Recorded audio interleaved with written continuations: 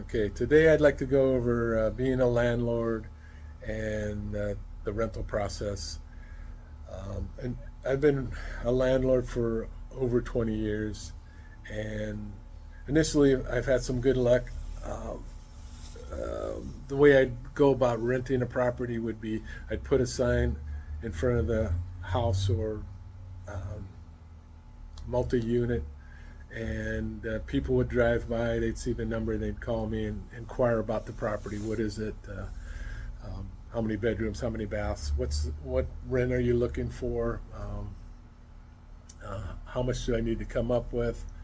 And you would go through and have them fill out an application. If you didn't do your due diligence, you may not know all their their history, and so initially I had some good luck with that. And as I moved forward on like a second property duplex, what I was finding out was people would drive the streets and they were looking for units that were for rent. They would contact you, and basically a lot of the people that I was encountering were trying to fly under the wire. They didn't want to really have a background check, a full background check performed on them, because it would end up bringing up some dirt, and the landlord or owner may not approve them for a tenant.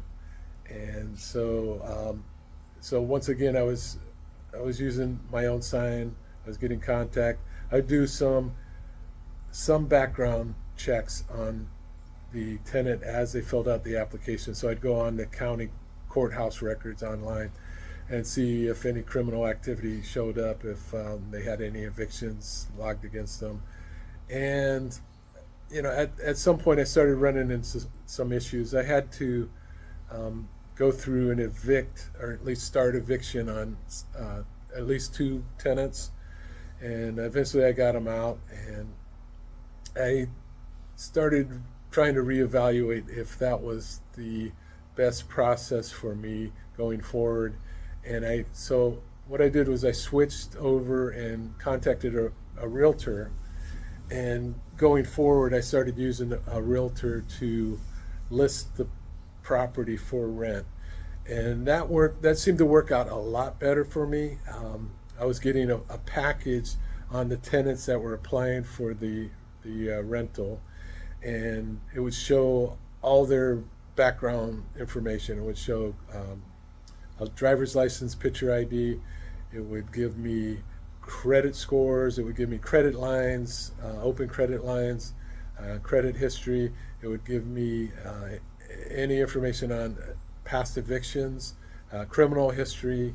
So I had a complete package of who I was looking to rent the property to. Okay, and so later on, I became a realtor. I'm a licensed realtor in South Florida, and so I use my own services. I list my own properties for rent.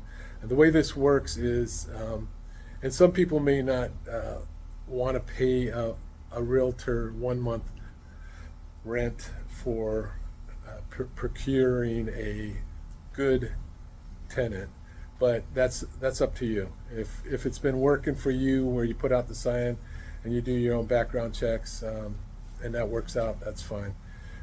If you're having trouble, you should use this process.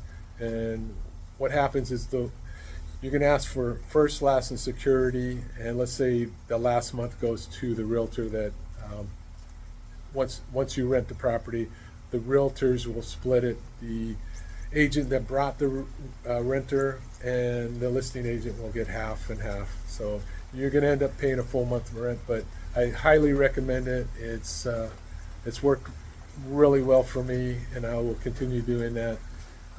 I will put my contact information in the notes and the list below, comments below.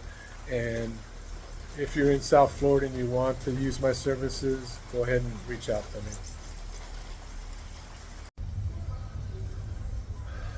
One additional piece of information I wanted to mention was when you list the property for rent with a realtor, it goes on all the syndicated sites: Realtor.com, Zillow, Redfin, Truilla, and local realtors will pick it up also. So like if there's a local realtor They may advertise it. Apartments.com will advertise it. So you have really wide exposure. So it's once again, it's very beneficial to use a realtor.